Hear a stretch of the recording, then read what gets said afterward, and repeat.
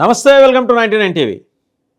Donald Trump America అధ్యక్షుడిగా బాధ్యతలు తీసుకున్న వెంటనే 200 ఎగ్జిక్యూటివ్ ఆర్డర్స్ మీద సంతకాలు చేశారు.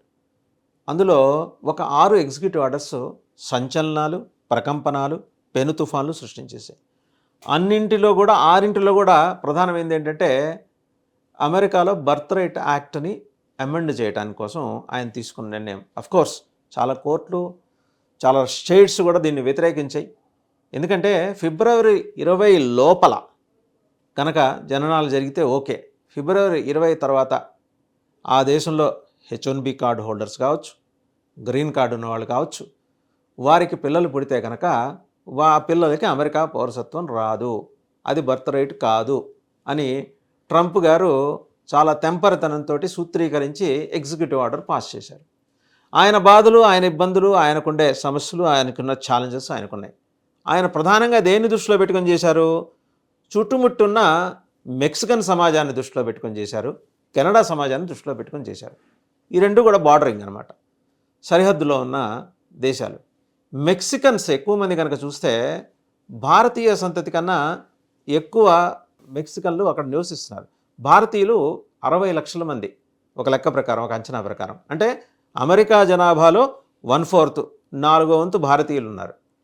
రేపొద్దున వీళ్ళు అక్కడ పిల్లల్ని కని వాళ్ళందరికీ అమెరికా పౌరసత్వాలు ఇచ్చేస్తే నేటివ్ అమెరికన్స్ పరిస్థితి ఏంటి, మాట ఏంటి అనేది డొనాల్డ్ ట్రంప్ గారి భావన, వాదన కూడా.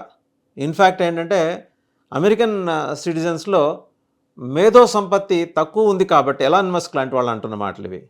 ఎలాన్ మస్క్ బయట నుంచి వచ్చి ఇక్కడ మేధో సంపత్తి ద్వారా అమెరికాలో సంపద సృష్టించడానికి ప్రయత్నిస్తున్న వాళ్ళకి ఎటువంటి ఇబ్బందులు ఉండవని హామీ ఇచ్చారు. ట్రంప్ కూడా హామీ ఇచ్చారు. ఆ మాటకు వస్తే వాస్తవంగా ఏంటి, ఆయన ఏం చేస్తారనుకున్నారు? రాగానే H1B వీసాలు రద్దయిపోతాయి, లేకపోతే సంఖ్య తగ్గుతుంది. 65,000 ఉంది, 65,000 నుంచి 85,000 మంది భారతదేశం నుంచి ఏటా వెళ్తుంటారు.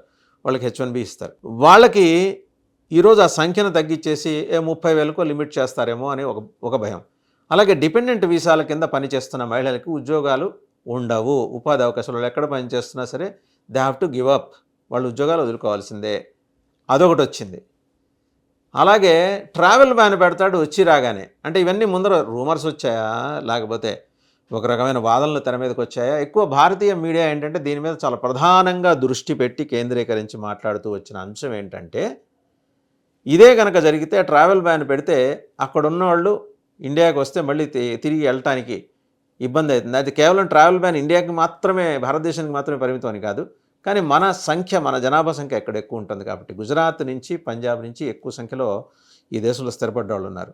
తర్వాత మేజర్ కమ్యూనిటీ 2 తెలుగు రాష్ట్రాల నుంచి ఉన్నారు. సో వీళ్ళందరికీ ఇబ్బంది అవుతుంది కదా అని. వాస్తవంగా ఆల్రెడీ చదువుకుంటున్న వాళ్ళు కూడా H1B కింద, స్టూడెంట్ వీసా కింద వెళ్ళి చదువుకుంటున్న వాళ్ళు కూడా చాలామంది ఉన్నారు. ఇన్ఫ్యాక్ట్ అమెరికా సంయుక్త రాష్ట్రాలకి ఏటా $50 బిలియన్ ధనం చేకూరుతోంది అంటే because of students, Indian students అనమాట.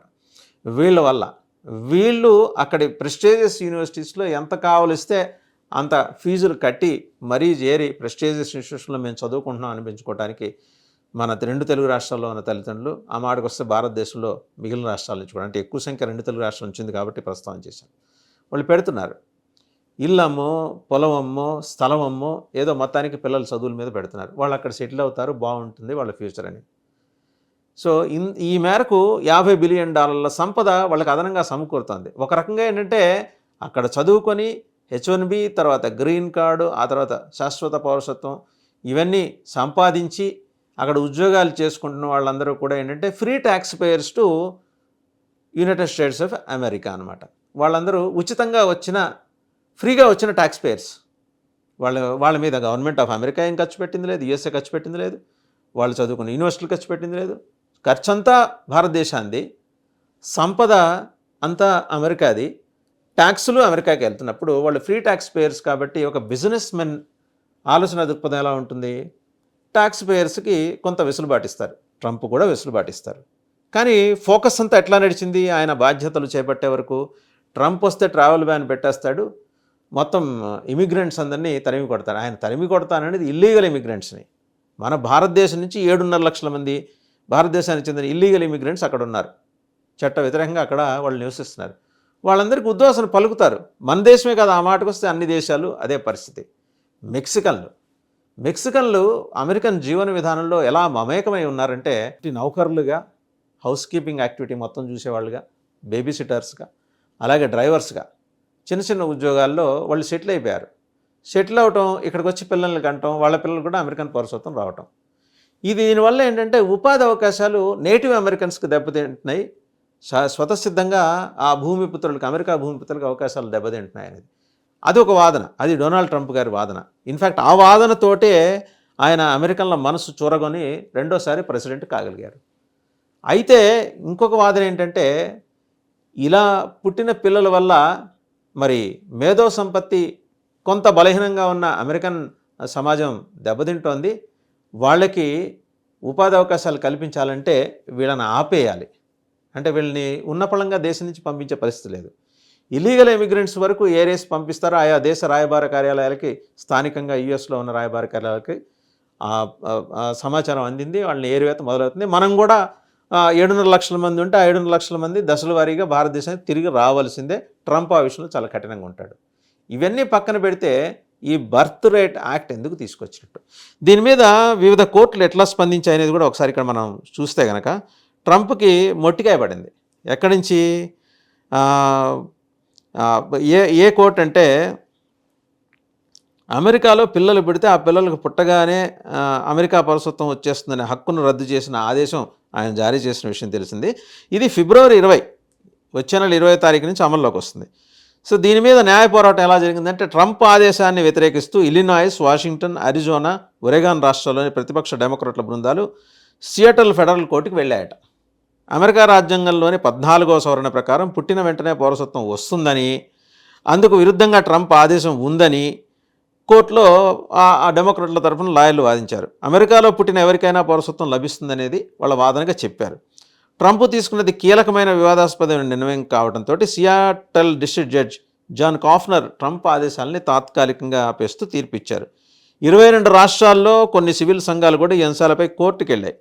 మరోవైపు ఏంటంటే కనుక చూస్తే అమెరికాకు వలస వచ్చిన వారు వెంటనే పిల్లల్ని కనేలాగా ప్లాన్ చేసుకుంటున్నారట. అంటే సిజేరియన్ ఆపరేషన్లు ఏముంది, 7వ నెలలోనో 6వ నెలలో ఉండగానే మరి ఆపరేషన్లు చేసి బలవంతంగా సెక్షన్ చేసి పిల్లలకి ఫిబ్రవరి 20 లోపల పుడితే కనుక వాళ్ళకి అమెరికా పౌరసత్వం వస్తుందని ఒక ఆశ, దాంతో ప్రాణాల మీదకి తెచ్చుకుంటున్నారు. ఎలా అంటే సిజేరియన్ ఆపరేషన్ చేయించుకోవడానికి కూడా మహిళలు రెడీ అవుతున్నారు. వేరే దేశాల నుంచి వచ్చి అక్కడ ఉద్యోగాలు ఇచ్చా, చదువు రీత్యా, వేరే రకరకాల ఉపాధి కార్యక్రమాలు ఇచ్చా ఉన్నవాళ్ళు, అందులో భారతీయులు ఎక్కువ మంది ఉన్నారు. వాళ్ళందరూ క్యూలు కడుతున్నారంట అమెరికాలో ఉన్న హాస్పిటల్స్కి. 9 నెలలు నిండకపోయినా బలవంతంగా కనేందుకు రెడీ అవుతున్నారట. చాలా హెల్త్ కాంప్లికేషన్స్ ఉంటాయి, ప్రమాదం కూడా. ఒక్కోసారి తల్లి ప్రాణానికి, బిడ్డ ప్రాణానికి ప్రమాదం రావచ్చు, లేదా వారిద్దరిలో ఎవరో ఒక ప్రాణానికి ప్రమాదం రావచ్చు. అయినా కూడా ఆ రిస్క్ తీసుకుంటున్నారంటే అమెరికాలో జీవించి ఉండాలి, అమెరికా పౌరసత్వం కలిగి ఉండటం అనేది అది ఒక ప్రివిలేజ్గా భావించడం వల్ల ప్రాణాల మీదకు వచ్చేంతటి ప్రివిలేజ్ అవసరమా అనే ప్రశ్న కూడా ఈరోజు భారతీయ సమాజంలో ఉత్పన్నమవుతుంది. కొంతమంది అయితే, కొన్ని వేల కుటుంబాలు అయితే వాళ్ళ పిల్లలకి వెంబడే కమ్యూనికేట్ చేశాయి. పిల్లల్ని అక్కడ కని వాళ్ళకి అమెరికా పౌరసత్వం రానంత మాత్రం వచ్చి ఇబ్బంది ఏం లేదు, మీరు ఇండియా వచ్చేయండి, కలో గంజో ఇక్కడే కలిసి తాగుదాం, తిందాం, పడుకుందాం, అంతేగాని అలాంటి విపరీత నిర్ణయాలు తీసుకోవద్దని. ఏదైతేనే ట్రంప్ తెంపరితనం అనేది లేదా ట్రంపరితనం అనేది ఈరోజు కొన్ని వేల మంది మహిళలకి, వారికి జన్మించబోయే పిల్లలకి వాళ్ళ ప్రాణాల మీదకు వస్తుంది. ఈ విషయంలో ట్రంప్ తన నిర్ణయాన్ని వెనక్కి తీసుకుంటారా, లేకపోతే మొండిగా ముందుకెళ్తారా అనేది వేచి చూడాల్సిన విషయం.